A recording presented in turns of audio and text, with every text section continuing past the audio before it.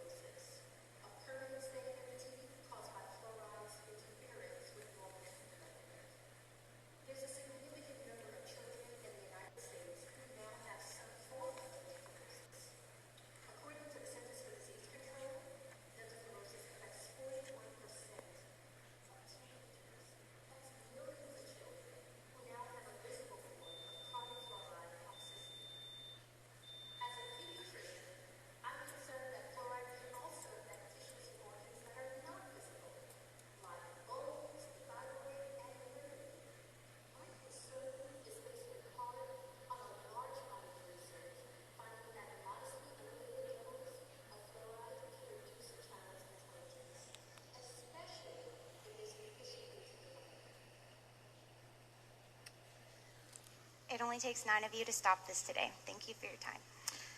Thank you.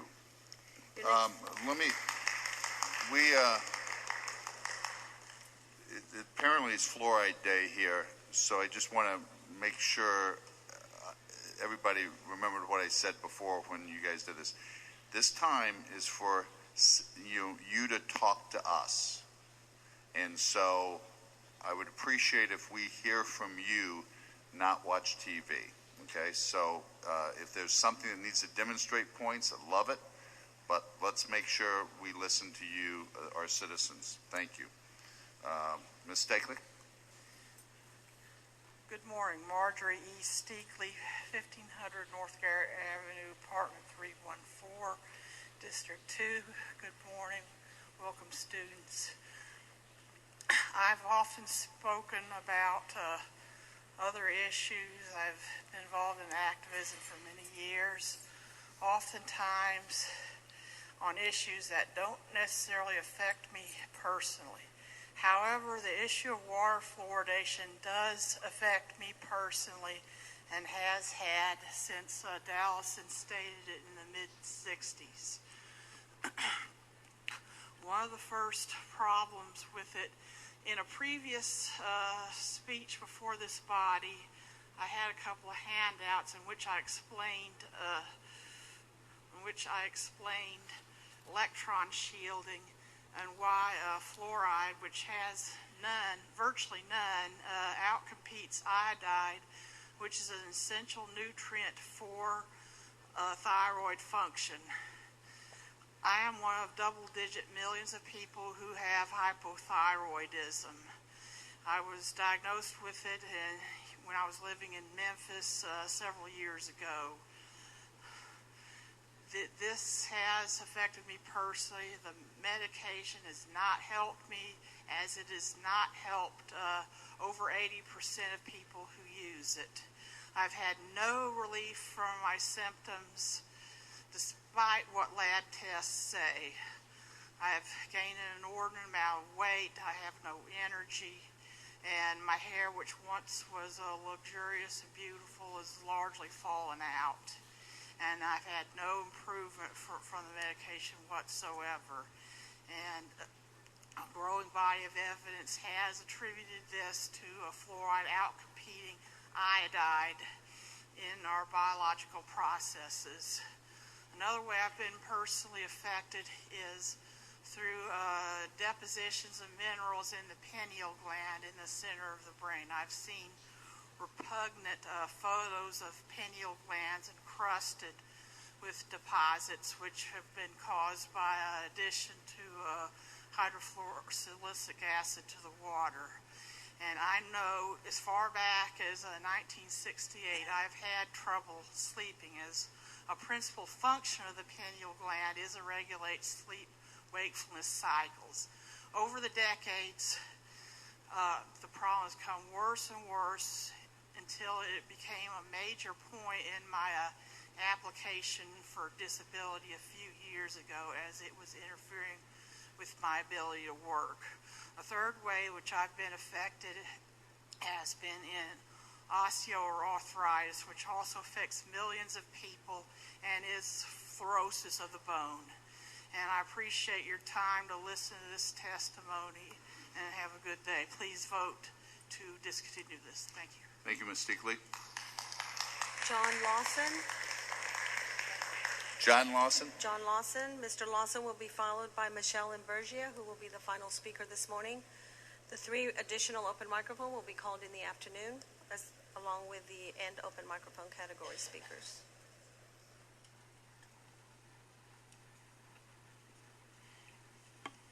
Hello, Mayor. Hi. The world's largest and most prestigious medical journal, The Lancet, has officially classified fluoride as a neurotoxin in the same category as arsenic, lead, and mercury. This drug has been associated with attention deficit hyperactivity disorder in our children, dyslexia. Fluoride added to our water supply is a cumulative toxin that accumulates in our body and can manifest itself in problems as time goes on. I would like for us to stop using fluoride in our water, Mary. Hitler used it in countries he conquered to neutralize and pacify and to make docile the population.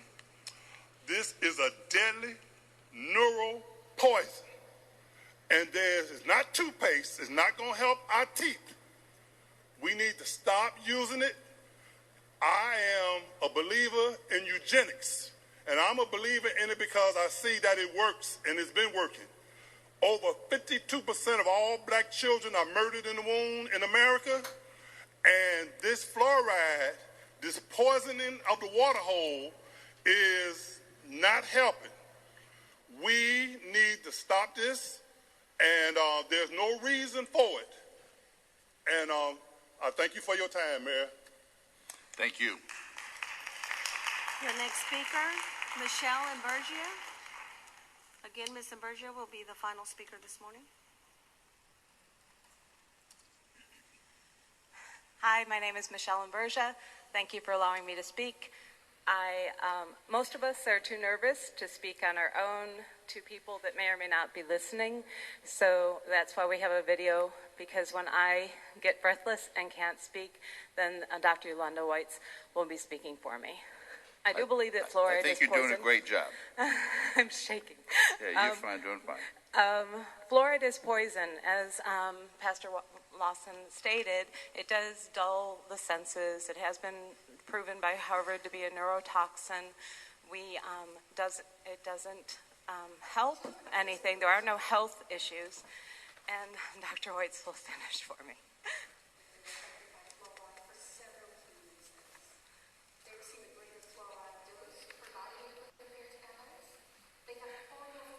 They won't let her play her video.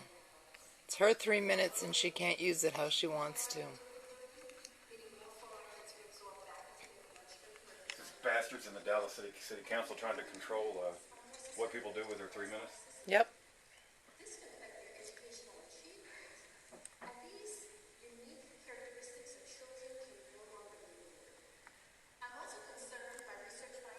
Plus, they won't show the video screen that she's playing, which they can do, we know. And you can't even hear it.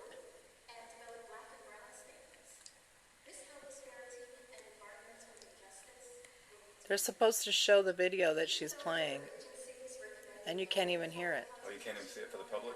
They're keeping it as private people in the room? I got it on as loud as I can. Maybe we can find out from her what video she was showing.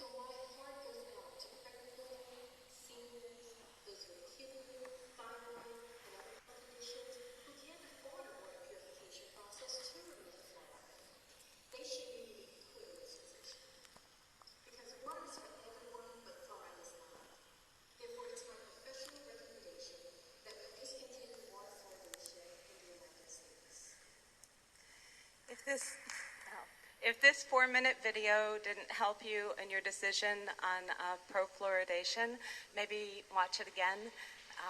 She makes very good points, and just 9 of you can vote to halt it in Dallas. As Dr. Lawson said, it does affect races in a different manner and the elderly and children. Thank you for your time. Thank you. Mr. Mayor, that's the final speaker this morning. We move now to your first agenda item, and that is approval of minutes of the April 13, 2016